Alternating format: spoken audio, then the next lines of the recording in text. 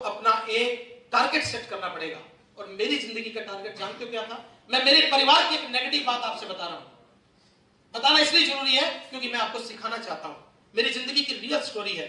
हर इंसान जो किसी के घर में जन्म लेता है, जो बेटा होता है, उसको उसका बाप जब इस दुनिया से जाता है या अपनी विरासत उसको देता है, तो उसके हाथ में जो उसने कमाया होता है वो सौंप देता है। और जानते हो मेरे पिताजी ने 1990 के अंदर मेरे हाथ में क्या थमाया था? मेरे हाथ में एक बैलेंस शीट थमाई थी 1990 में, और यह कहा था कि बेटा ये एक मकान है और एक दुकान है और अपने ऊपर 18.5 लाख रुपए का कर्ज है। 1990 तब मैं शादीशुदा नहीं था और मेरी एक छोटी बहन भी कुंवारी थी। 2 बहनों की हम शादी कर चुके थे। एक बात तो बहुत झटका लगा और उन्होंने ये कहा कि मैं इसको संभालते संभालते थक गया हूं और मेरे पास तेरे को देने के लिए बस यही है, तू चाहे तो जीते जी मेरे को इस कर्ज से मुक्ति दिला देना, लेकिन मेरी आंख बंद हो तो मैं ये चाहता हूं कि लोग ये ना कहें कि चुग साहब किसी के पैसे लेकर इस दुनिया से चले गए। तो मैंने मेरे पापा से एक ही बात कही थी, पापा कोई बात नहीं, अगर मेरी किस्मत में यही लिखा है तो यही सही और मैं इसको स्वीकार करता हूं। लेकिन ये इतना आसान नहीं था जितना मैंने उसको स्वीकार कर लिया था, क्योंकि पैसा सारा ब्याज पर था, लोगों को ब्याज भी देनी थी और मैं एक पेशे से टीवी मैकेनिक था, रोज के 100, 200, 300 रुपए कमाता था, कहां से देता। लेकिन मैंने मन में एक बात पकड़ ली थी कि अगर दुनिया में आपको अपने खर्चों से ज्यादा पैसा कमाना है तो आपको एक काम करना पड़ेगा, और वो काम क्या है? आपको अपनी इनकम की पाइपलाइन और अलग से तैयार करनी पड़ेगी। मेरे घर में एक बिजली का कनेक्शन है जो अक्सर उड़ जाया करता था, तो किसी ने बोला एक फेस और ले लो, जब ये उड़ जाए तो ये लगा लेना। तो ये बात मुझे समझ में आ गई थी, तो मैंने एक्स्ट्रा इनकम के कई रास्ते खोजने शुरू किए। जैसे कि मैंने छोटा मोटा फाइनेंस का काम करना शुरू किया, लोगों से पैसे लेता और लोगों को देता, एक बैंकिंग सिस्टम था। मैंने उसमें से कुछ पैसा कमाना शुरू किया। करते करते करते करते करते करते 5 साल बीत गए और 1995 के अंदर मेरी एक ऐसी लड़की के साथ शादी हो गई जिसको ये कहा गया कि ये बहुत अच्छा लड़का है, ये बहुत पैसे वाला लड़का है, क्योंकि बाजार में ये बात कोई नहीं जानता था कि मेरे ऊपर इतना कर्ज है, क्योंकि बाजार के अंदर मैं एक ऐसी जिंदगी जीता था जिसको हम झूठ की जिंदगी बोलते हैं। ये सच्चाई है, आप बुरा मत मानिएगा, मैं आपको मेरे समाज का कड़वा सच बताना चाहता हूं। इस संसार के अंदर 3 तरीके के लोग होते हैं, खास करके हमारे देश में, एक गरीब वर्ग और एक अमीर वर्ग और एक बीच का वर्ग। गरीब आदमी को कोई चिंता नहीं होती, सुबह कमाना, शाम को खाना और चैन की नींद सो जाना।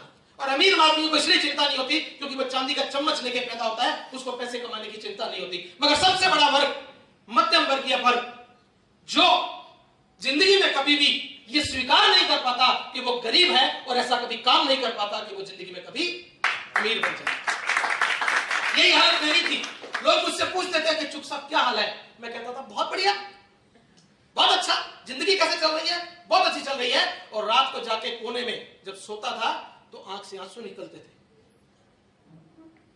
कि जो कहा वो सच नहीं है। और मैं सोचता था कि झूठ की जिंदगी में कब तक जीता रहूंगा। धीरे धीरे क्या हुआ, जिस लड़की से मेरी शादी हुई वो एक पैसे वाले घर से मेरी लाइफ में आई।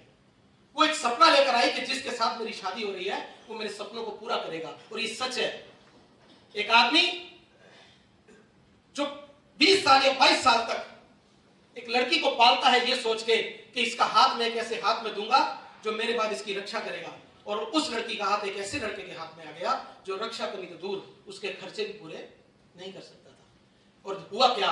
वही हुआ जो आम घरों में होता है, जब भी डिमांड होती मेरा हाथ उठ जाता, क्योंकि एक हारा हुआ आदमी अपनी पत्नी पर सारा गुस्सा निकाल देता है। और ये मेरे साथ था। धीरे धीरे घर में माहौल तनाव का हुआ, और वो तनाव के माहौल के अंदर मेरे घर में मैं ये कह सकता हूं कि मैं पत्नी को इतना दुख देता था, इसलिए ईश्वर ने मुझे पहली औलाद के रूप में एक बेटी दी। और जानते हो वो बेटी जब मेरी जिंदगी में आई तो वो उसने मुझे एक ऐसा ऑरा दे दिया कि मेरा उससे कब दिल का रिश्ता इतना प्यारा बन गया कि मैं उसको देखे बिना कभी मेरा दिन नहीं निकलता था, इतना प्यार करता था मैं उससे। पंडित ने जो भी नाम दिया मैंने उस नाम को नहीं स्वीकारा और मैंने उसको खुद का नाम दिया। मैंने बोला ये मेरी कांची है, और मैंने उसको नाम दिया। आज मेरी बेटी कई बार मुझसे कहती है, पापा आपने मेरा ये क्या नाम रख दिया? कांची। मैंने कहा बेटा नेपाल में लड़की को कांची बोलते हैं, मुझे नाम बहुत पसंद है। और आज वो लड़की जो इतने दुख भरे माहौल में बनी, आज वो असिस्टेंट प्रोफेसर है फिजिक्स की।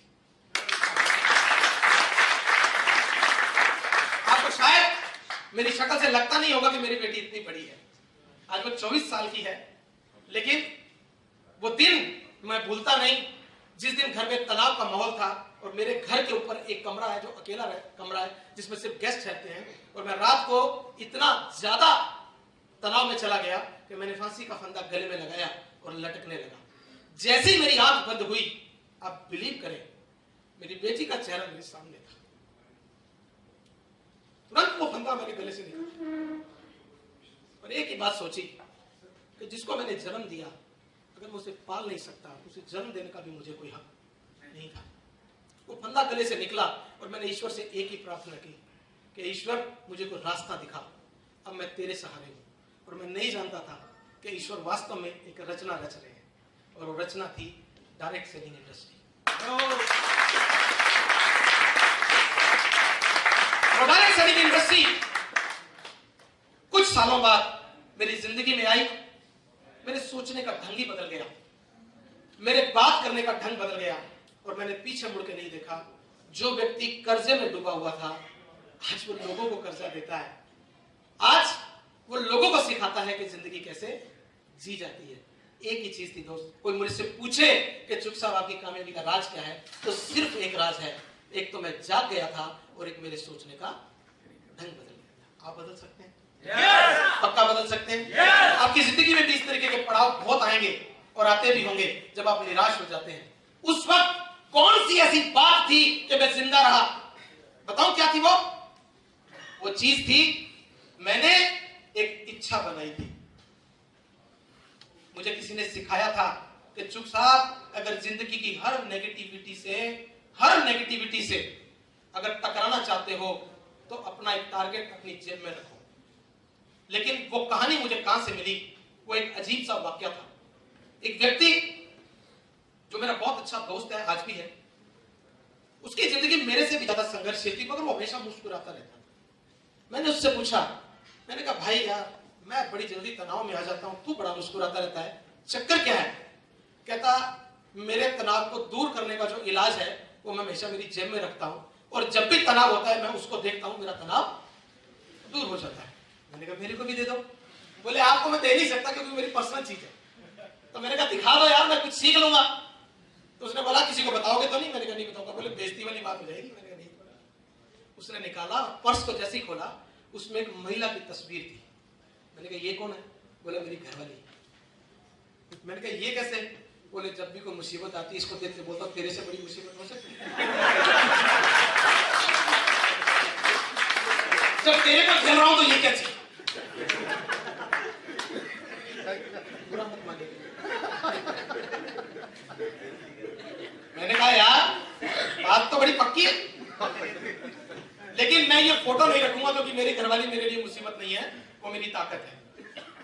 तो बोले फिर क्या रखोगे? मैंने कहा तूने मेरे को बढ़िया फार्मूला दे दिया। और जानते हो, उस दिन मैंने उस पर्स के अंदर एक कार्ड रखा और उस कार्ड के ऊपर लिखा था 18.5 लाख रुपए। 18.5 लाख रुपए।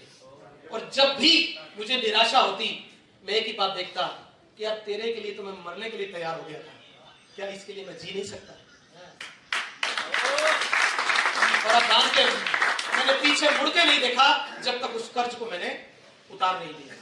और कल भी मैंने आपसे एक बात बताई थी, मैं ईश्वर से यही दुआ करता हूं, सुबह उठ के मेरी 2 मिनट की सिर्फ प्रार्थना होती है। जब भी मैं अपने बिस्तर से उठता हूं, मेरे गुरु ने सिखाया था कि सुबह उठते ईश्वर का धन्यवाद करो, उसको बोलो हे परम पिता परमात्मा, तूने आज जीने के लिए मुझे 24 घंटे और दिए, इसका मैं शुक्रिया अदा करता हूं, और कल के लिए तेरे से माफी चाहता हूं। अगर मेरे से कोई गलती हो गई हो तो मुझे माफ करना। आप बिलीव करेंगे, मैं यही प्रार्थना लेकर अपनी जिंदगी को जी रहा हूं, यही मैं आगे जीने की कोशिश करता हूं। तो मैं कभी नहीं चाहूंगा कि जो कर्ज वाली जिंदगी मैंने जी है वो आप में से कोई व्यक्ति जिए। और मैं आपसे एक निवेदन भी करूंगा, दुनिया में कुछ भी हो जाए, कोशिश करना कभी कर्ज मत लेना, और अगर लेना तो ये सोच के लेना कि इसको उतारने का रास्ता अगर आपके पास है। एक बार जोरदार ताली हो जाए सुदेश जी के लिए।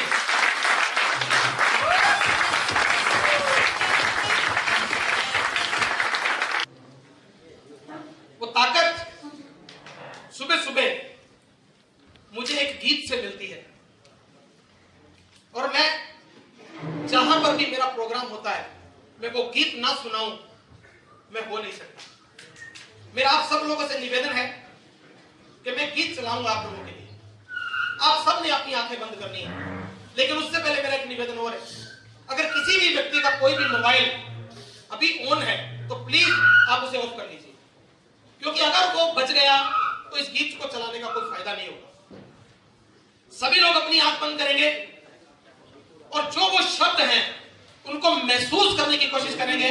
इसके बाद मैं मेरे प्रोग्राम की शुरुआत करूंगा। अभी मेरा प्रोग्राम शुरू नहीं हुआ, ठीक है? तो 2 मिनट के लिए मुझे वक्त लगेगा इसको शुरू करने